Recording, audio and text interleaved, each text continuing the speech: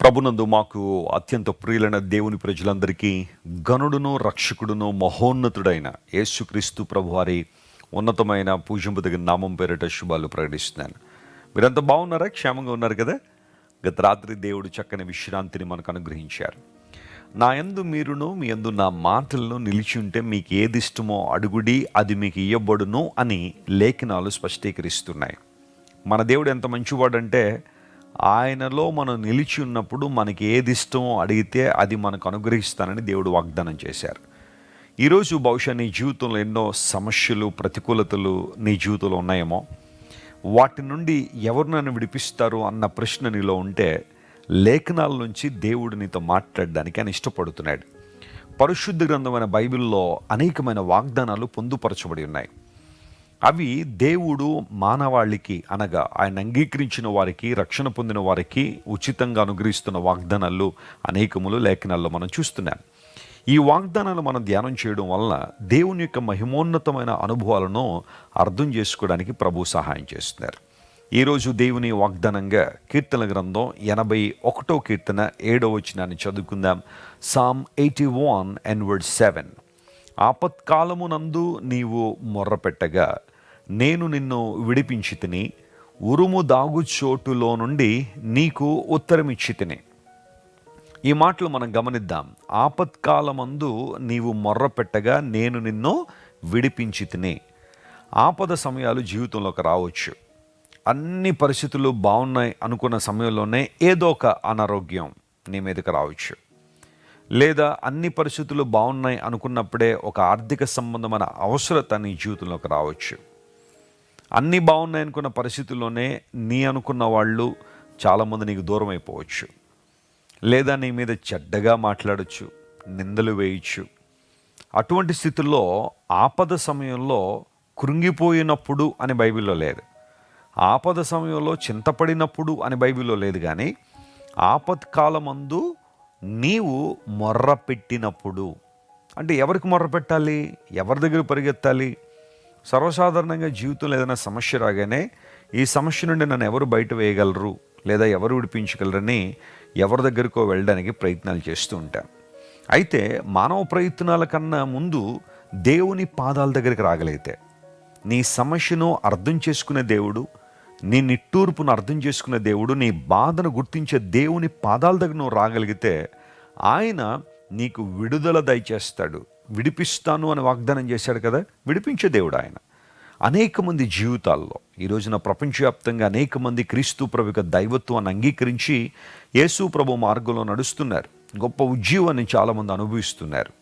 వారిలో చాలామంది ఇచ్చే సాక్ష్యాలు ఏంటంటే, ఆపద వచ్చినప్పుడు మేము మొర్రపెట్టినప్పుడు దేవుడు మాకు విడుదల ఇచ్చాడని. హడ్సన్ టేలర్ అనే దేవుని సేవకుడు ఆయన సముద్ర ప్రయాణం చేస్తున్నప్పుడు పూర్వ దినాల్లో తెరచాప పడవలు ఉండేవి. వాటిల్లో ప్రయాణం చేస్తుంటే ఆ మధ్యలోకి వచ్చేసరికి గాలి నిలిచిపోయింది.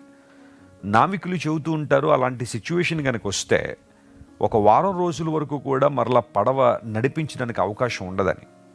ఆ గాలి విసరదట. ఆ సందర్భంలో హడ్సన్ టేలర్ అన్నాడు, నేను ప్రార్థన చేస్తాను, నువ్వు వెళ్ళి తెరచాపలు ఎత్తు అన్నాడు. కెప్టెన్ నమ్మలేదు. కానీ దేవుని సేవకుడు అతన్ని పంపించాడు మరలా, నేను ప్రే చేస్తాను, నా దేవుడు అద్భుతం చేస్తాడని. వారం రోజుల వరకు కూడా పడవ నడవని స్థితిలో, అలాంటి పరిస్థితుల్లో ఉండిపోవలసిన వారు దైవజనుడు ప్రార్థన చేయగానే వెంటనే దేవుడు గాలిని పంపించాడట. అద్భుతం జరిగినట్టుగా హడ్సన్ టేలర్ తన జీవితంలో ఈ అంశాన్ని రాసుకుంటూ వచ్చారు. ఇది మాట్లాడుకోవడానికి చిన్నగానే అనిపించచ్చేమో కానీ ఆ పర్టికులర్ టైంలో దేవుడు చేసిన గొప్ప మేలు హడ్సన్ టేలర్ అనుభవించాడు. నీ జీవితంలో ఆపద వచ్చినప్పుడు నువ్వు దేవుని వైపు చూడగలవా? ప్రతికూల పరిస్థితులన్నీ వచ్చినప్పుడు ఇంకెక్కడ నీకు సహాయం దొరకదు, ఎవ్వరు నీకు సహాయం చేయడానికి లేరన్న పరిస్థితుల్లో నువ్వు దేవుని వైపు చూడగలిగితే ఆయన నీకు సహాయం చేయగలరు. ఆయన నిన్ను విడిపించగలరు ఆపత్కాలంలో నీవు మొర్రపెట్టినప్పుడు. మోషే దేవుని పనిలో ముందుకు సాగిపోతున్నప్పుడు ఇశ్రాయేలు ప్రజలందరినీ కూడా నడిపించుకుంటూ వెళ్తూ ఉంటే ఎర్ర సముద్రం వారికి అడ్డొచ్చింది.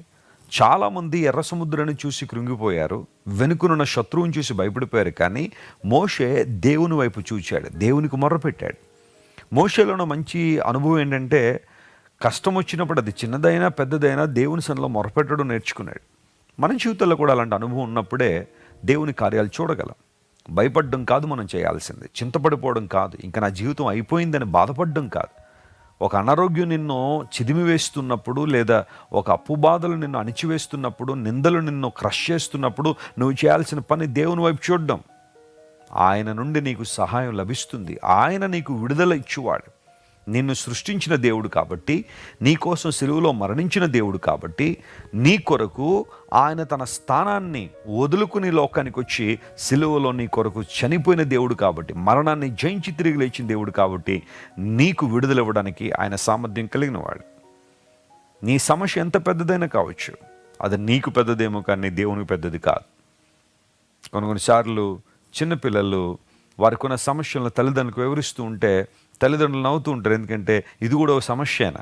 బహుశా చిన్నపిల్లలకి అది పెద్దదే కావచ్చు, కానీ తల్లిదండ్రులకి అది పెద్దది కాదు. ఎందుకంటే వారికి ఆ సమస్యను ఎలా పరిష్కరించాలో తెలుసు కాబట్టి. నీ దేవుడు కూడా అలాంటి వాడే.